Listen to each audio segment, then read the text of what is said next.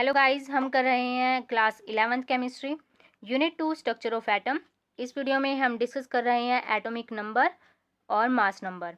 तो देखिए कि एक एटम के अंदर प्रेजेंट होते हैं सब एटॉमिक पार्टिकल्स, इलेक्ट्रॉन्स, प्रोटॉन्स और न्यूट्रॉन्स।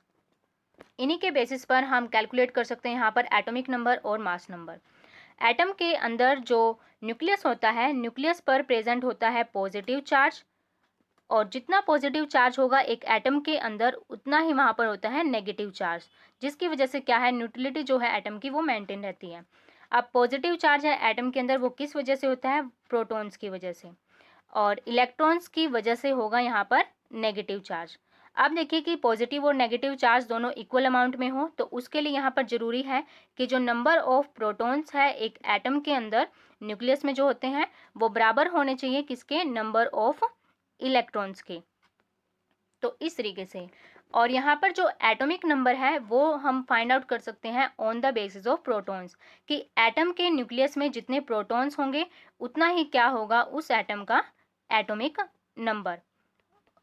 तो देखिए एटॉमिक नंबर को रिप्रेजेंट करते हैं हम जेड से, और ये किसी भी एटम का एटॉमिक नंबर इसलिए हम वहाँ से फाइंड आउट कर सकते हैं।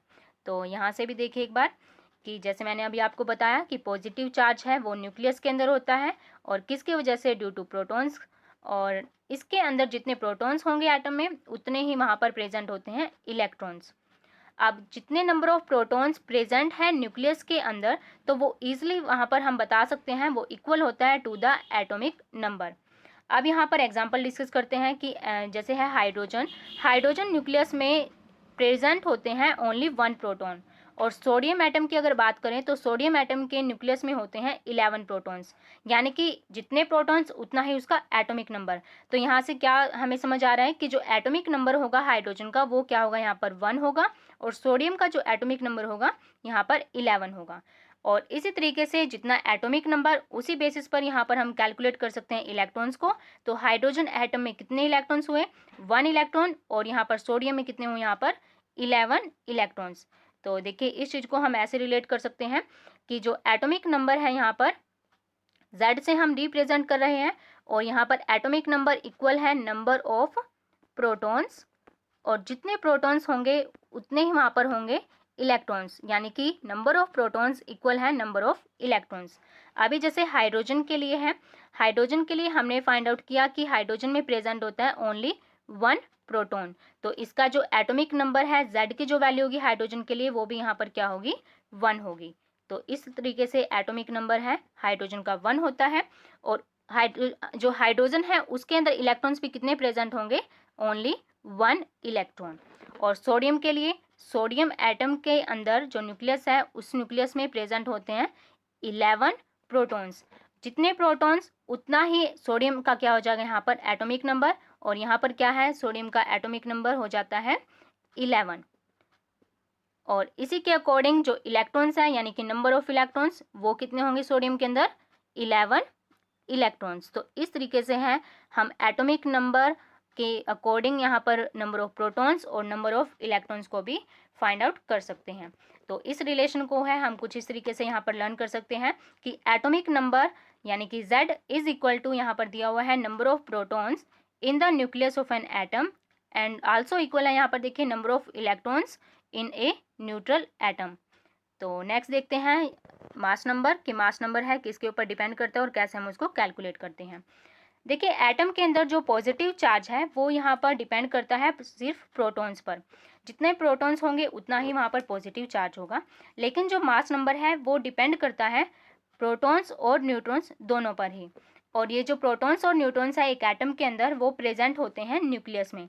अब ये न्यूक्लियस में प्रेजेंट है इसलिए इन दोनों को ही क्या कहा जाता है, न्यूक्लियॉन्स। तो अब देखिए कि इनकी हेल्प से हम किस तरीके से है मास नंबर को कैलकुलेट करेंगे। तो देखिए कि जैसे मैंने आपको बताया कि नंबर ऑफ जो प्रोटॉन्स हैं और न्यूट्रॉन्स हैं उन्हीं से रिलेटेड है मास नंबर। तो यहाँ से देखिए कि मास नंबर को हम रिप्रेजेंट करते हैं कैपिटल A से, A लेटर को यहाँ पर यूज़ करते हैं, और टोटल नंबर ऑफ न्यूक्लियॉन्स जितने होते हैं उतना ही होगा मास नंबर एक एटम का।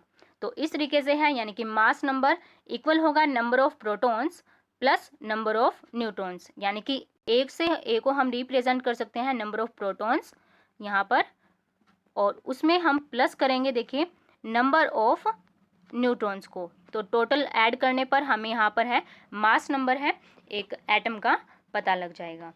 तो ये थे एटॉमिक नंबर और मास नंबर। और नेक्स्ट हम यहाँ पर देखिए कंपेयर करते हैं यहाँ पर आइसोबार्स और आइसोटॉप्स को। देखिए कि एक एटम के अंदर जो कंपोजिशन होती है उसको हम कैसे रिप्रेजेंट करते हैं, यानी कि एक एटॉमिक नंबर और मास नंबर है कोई एटम का, तो उसको रिप्रेजेंट करने के लिए हम सिंपली लेटर का यूज़ करते हैं, एक सिंबल का, जिसकी हेल्प से एलिमेंट को, एटम को रिप्रेजेंट किया जाता है। और मास नंबर को उसको रिप्रेजेंट करते हैं हम यहाँ पर कैपिटल ए से, और यहाँ पर जो एटॉमिक नंबर होगा उसको इस तरीके से। तो इस तरीके का जो सिंबल होता है, रिप्रेजेंटेशन होती है किसी भी एटम की होती है। और यहाँ से देख लीजिए इसको कैसे है कि जो यहाँ पर नॉर्मल जो एलिमेंट है उसको सिंबल से रिप्रेजेंट करते हैं, लाइक एक्स यहाँ पर लिखा हुआ है, और जो लेफ्ट हैंड साइड में है सुपरस्क्रिप्ट यहाँ पर वो रिप्रेजेंट करता है यहाँ पर एटॉमिक मास नंबर यानी कि ए को, और यहाँ पर है जो लेफ्ट हैंड साइड पे है हम रिप्रेजेंट करते हैं सबस्क्रिप्ट जेड को, जो यहाँ पर रिप्रेजेंट करता है यहाँ पर एटॉमिक नंबर को। तो इस तरीके से अब देखिए क्या है कि जो आइसो बार क्या होते हैं कि कुछ एटम्स ऐसे हैं कि जिनका जो एटॉमिक नंबर होता है वो देखिए यहाँ पर क्या है डिफरेंट है, बट जो मास नंबर क्या है सेम है। तो वो ऐसे एटम्स जिनका मास क्या हो सेम हो और जिनका एटॉमिक नंबर क्या हो डिफरेंट हो, तो उन्हें क्या कहा जाता है यहाँ पर आइसो बार कहा जाता है। अगर एग्जाम्पल की बात करें तो एग्जाम्पल देख सकते हैं हम यहाँ पर, हमारे पास है 2 एग्जाम्पल, जैसे कि है कार्बन और नाइट्रोजन। तो कार्बन क्या है एटॉमिक नंबर होता है कार्बन का 6 और नाइट्रोजन का होता है 7।